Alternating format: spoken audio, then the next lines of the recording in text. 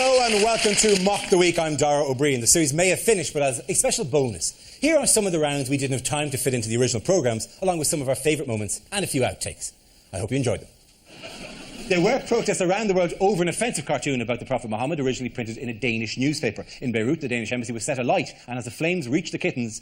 Let's do that again. The flames did not reach the kittens. What are you doing in this Danish embassy? Meow! The beautiful human interest story of just kittens pawing at the window. But who shall save the kittens? I know, the Powerpuff Girls. All right. There were protests around the world over an offensive cartoon about the Prophet Muhammad, originally printed in a Danish newspaper. In Beirut, the Danish embassy was set alight, and for sakes, all I can see are their little faces.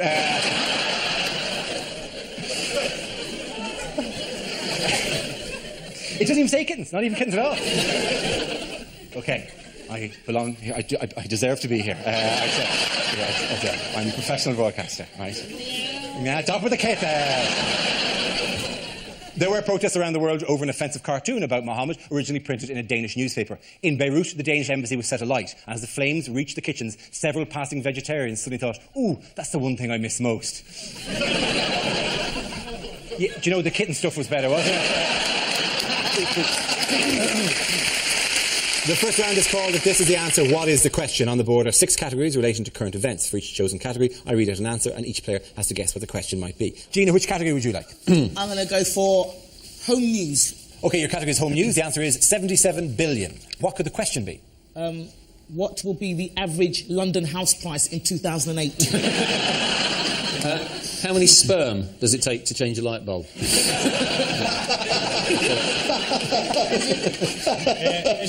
Is it according to the Daily Mail how many asylum seekers are there in Britain? I think this is the number that Stephen Hawking can count up to before his battery runs out.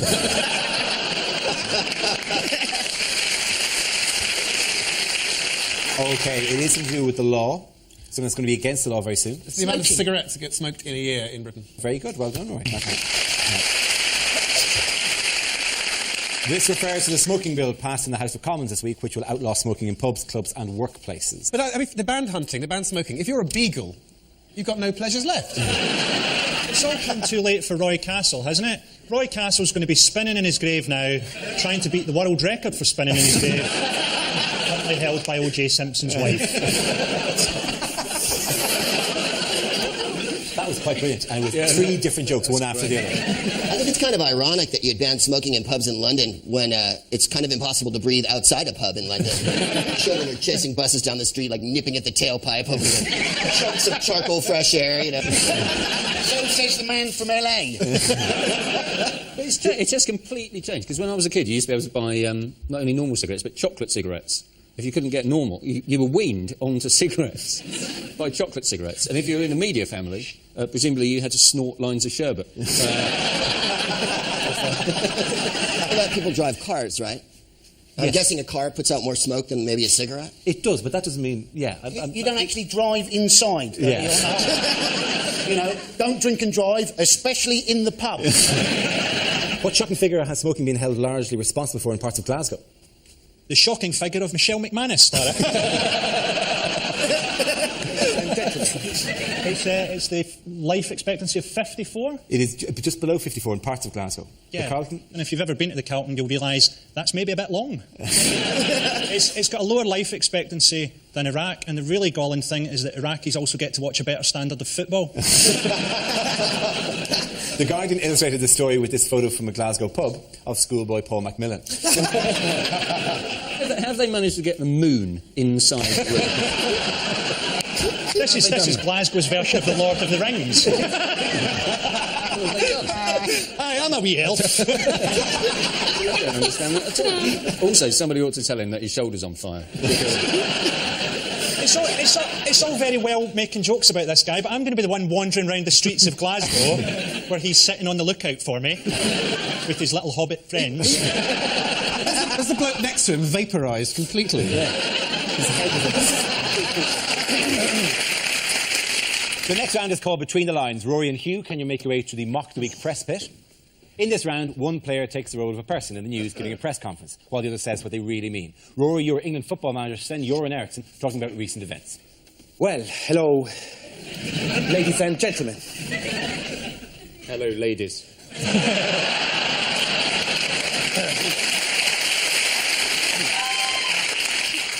I've just had a meeting with the chief executive of the FA.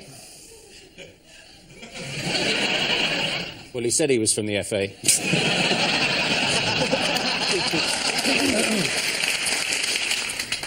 We reached a very amicable settlement. I'm rich! When I took on this job, I knew exactly how much it involved. $4.5 million a year.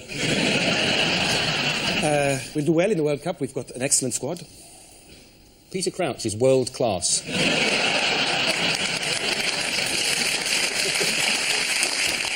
I would like to reassure you that my mind is very much on the job.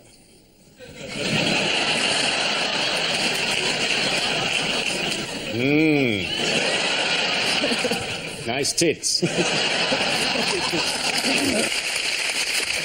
Now we play a round called Stand Up, Sit Down. It's for John, Joe, Andy and Frankie. This is a stand-up challenge based on this random news generator which contains 4 newsworthy topics. You spin the wheel, and when it stops, anyone can step forward and try to make us laugh about the subject it's landed on. OK, here we go. OK, the subject is alternative energy sources. Who's going to come in? John. Despite what the government say, we do not need nuclear power in Britain. There are many great new alternative energies out there. Much of the Middle East is currently able to harness the power generated by hating America. Every flat burnt there is now hooked up to an enormous generator which can power a fridge in Tehran for a week. And this is renewable energy, because America have pledged under Kyoto to produce a new flag for every one burnt. So, in winding the entire planet up, they are in fact pioneers in easing our reliance on fossil fuels. And we've got to do something. Britain is now so terrified of any rise in petrol prices that people in Britain have been seen at recent oil slicks wedging seagulls directly into their petrol tanks, screaming, "I've got to get to work, keep still and tuck your wings in." Well done, John. Please, sit down. Right, let's spin the wheel again. OK, the subject is the unfit society. Who's going to come in?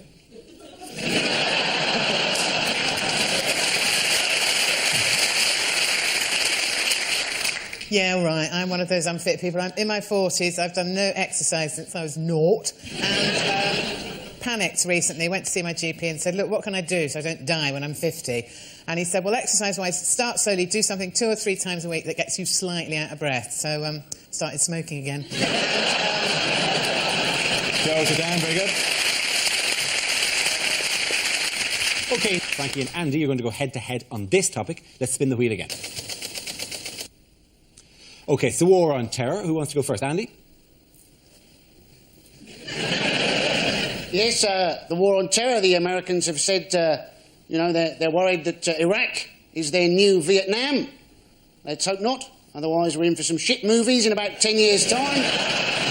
Good man, Andy. Well done, Andy Barton there. On the same topic, Frankie, it's your turn.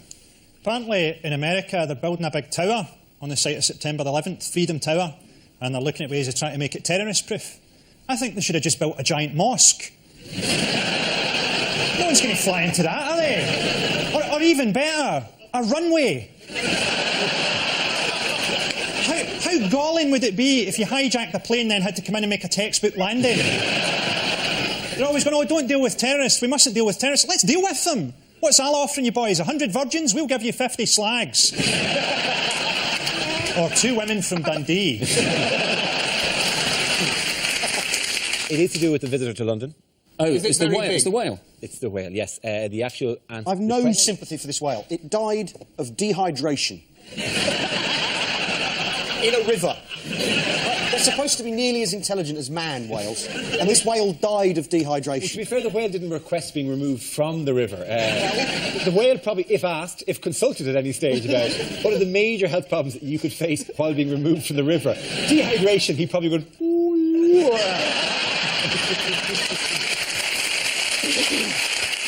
The best thing about this whole whale business is that there's now no need to go to New Zealand. Simply no need. You're 28 hours of connecting flights to look at whales. There's no point. They're in our river. Do you know one of the reasons I think it swam up the Thames was because the Navy were doing sonic soundings and stuff off Southend, and this apparently confused the whale. Because it sounds like an explosion to us, but to the whale it said diversion, North Sea closed. Delays possible till November.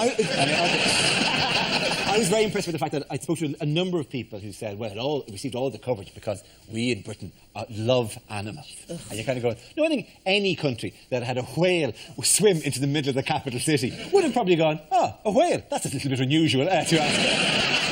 I don't think there's any country in the world that gone, the bloody, like an urban fox or something. The bloody whales are at the bins again. It was the same week, the whale came up the Thames, the same week as Ben Fogle and James Cracknell rowed across the Atlantic. And the whale was probably thinking, look, if they're going to take my territory, I'm going to London and I'm going to present Cash in the Attic.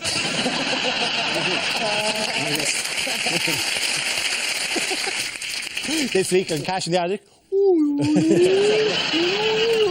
Well, yes, it was my mother's originally. But we're hoping to raise money for a holiday in Australia.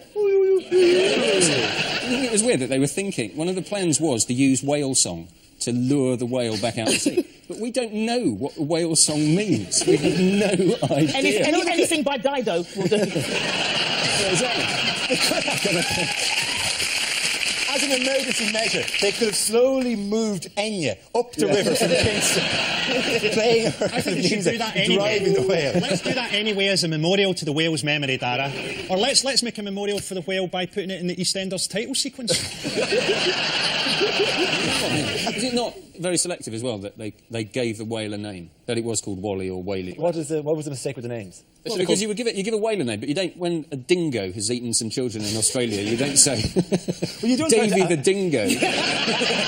Well, generally, you give the name to anthropomorphise, to see they reflect some great human qualities like bravery or getting lost. But eating small children isn't really the kind of thing you want to have. Oh, little Teddy the dingo, you're all full up now, aren't you? Exactly. The Sunday Times helpfully ran a map of the whale's route, which we can show here. That's the whale, which is, the river, basically. Just in case you're going, if I was going to Battersea from East London, I wouldn't have gone that way. After the whale sadly died, some criticised the rescue operation. Let's face it, a whale needs to be winched onto the barge like it needs a hole in the head. I thought that was sweet, that particular one. To be fair, the whale only received the same treatment as any NHS patient, dying on the trolley 36 hours after first being seen.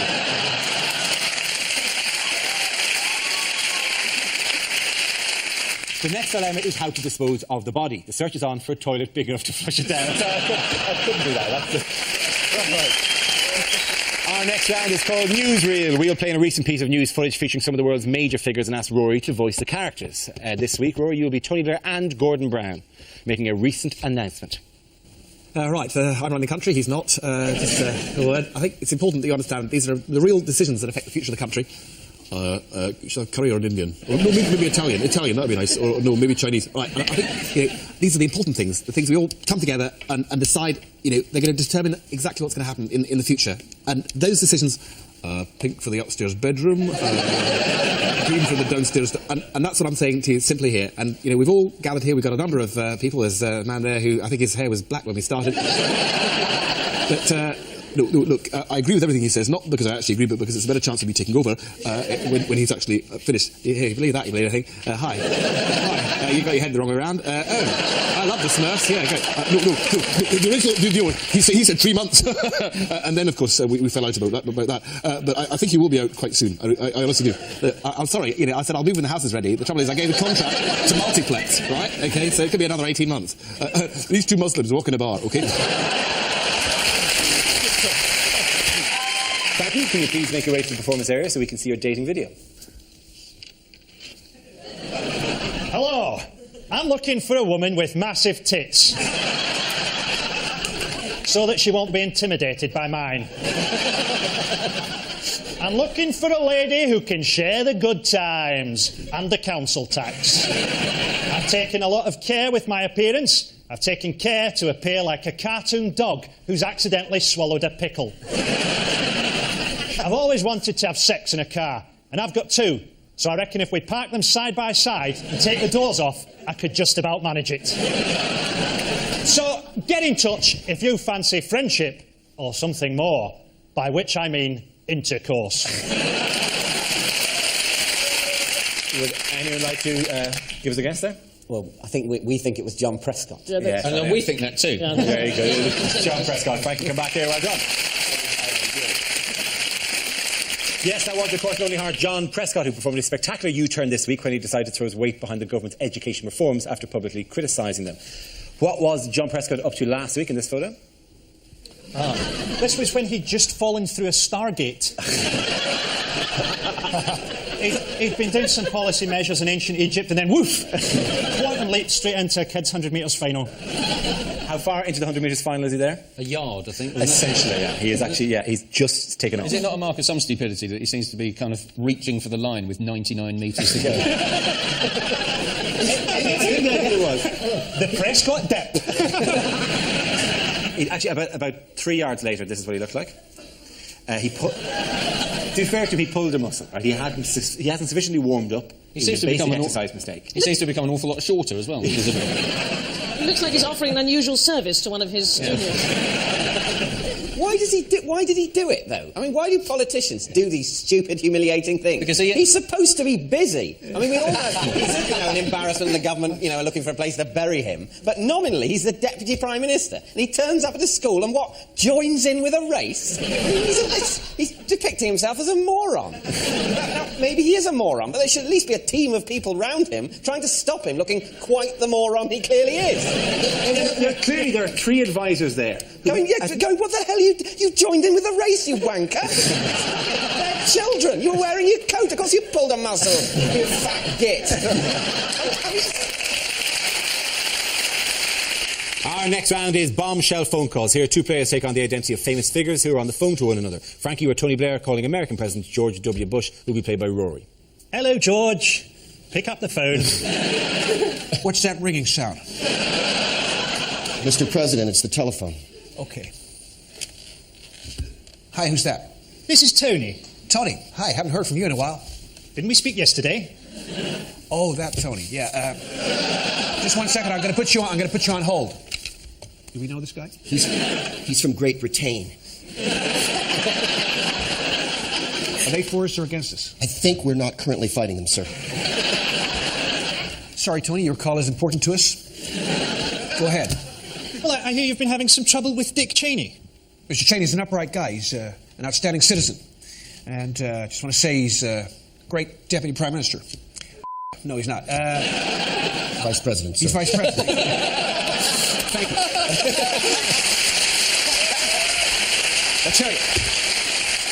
I'll tell you, every world leader could do with a dick as their deputy. Well, I've certainly got one. They tell me you're going to stand down soon. So tell me about Gordon. Can we trust him? I'm sure we can. Arrange a meeting with Gordon and the I can't speak either. Arrange a meeting with Gordon and the Lizard Masters. I'm sorry, did you say Lizard Masters? I have to say, George, this impression is uncanny.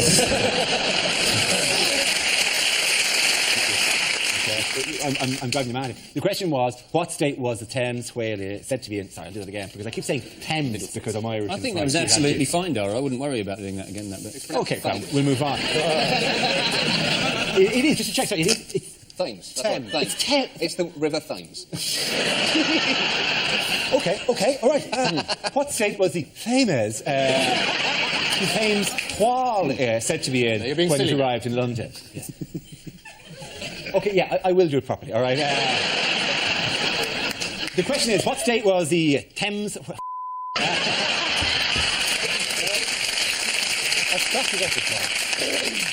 You've hit the Thames barrier. Yeah, I have, yeah. The question is, what state was the Thames whale said to be in when it arrived in Loondon? I'm sorry. Come with this. Let's do it again. Does anyone know just the amount of shouting there is in my earpiece going, could we please move on? Could we? Is there any chance we could not do the entire recording about how Goring killed himself by first extracting a cyanide tablet from his own feces? Is there any chance, Dara, you could keep some control over the show so it's broadcastable at some stage? Could you? They're even shouting at this bit. Stop doing the bit where you mock us for shouting in their ear. Now we come to our final quickfire round called Scenes We'd Like to See. This is for everyone, so if you can make your way over to the performance area, please.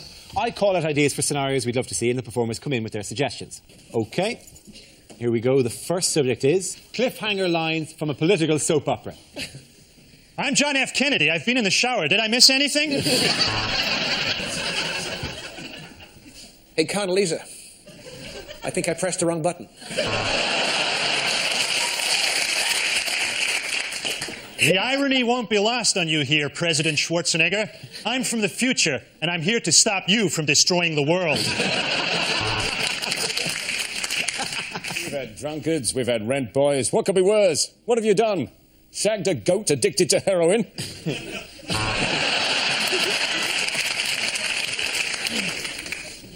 I'm sorry I missed your vote on sustainable agriculture. I'm afraid I was busy sleeping with your wife.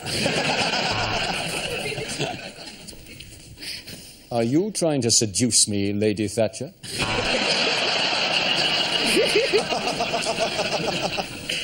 So, what do you say, George? Just you and me and Brokeback Mountain. The next topic is words you'd never hear from a newsreader. Welcome to Channel 5 News, thickos. Oi, do you want to buy some speakers? Too revolting to describe. But let's have a go anyway. The two youths convicted this morning got what they deserve.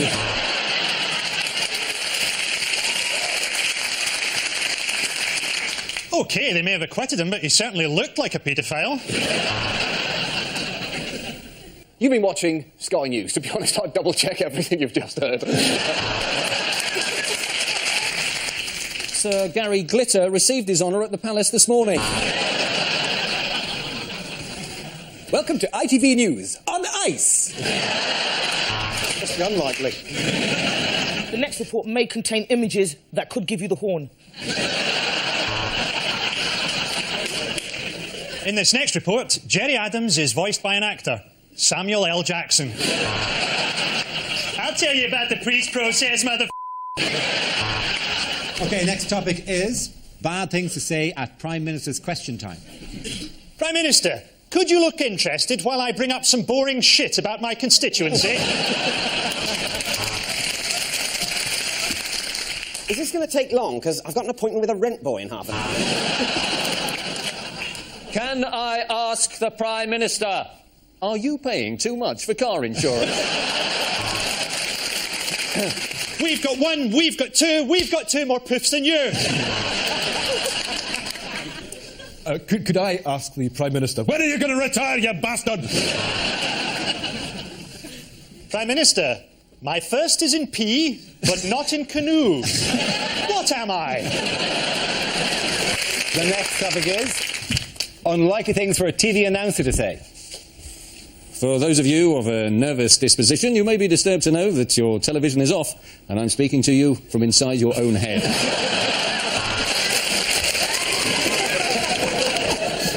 You're watching ITV1. Why are you doing that? I've got the listings in front of me, and we've got nothing. Nothing. Well, that's it. Don't forget that BBC 24 goes through the night, as do I. And next on Channel 5, a sensitive documentary entitled The Boy Who Looked Like a Baboon's Arse. You may be interested to know I am completely naked and playing with myself. We interrupt tonight's showing of The Sixth Sense with some breaking news. Bruce Willis is a ghost. If you have been affected by any of the issues raised in Balamory... Tonight's episode of Songs of Praise contains strong language and scenes of a sexual nature. Let's leave it there.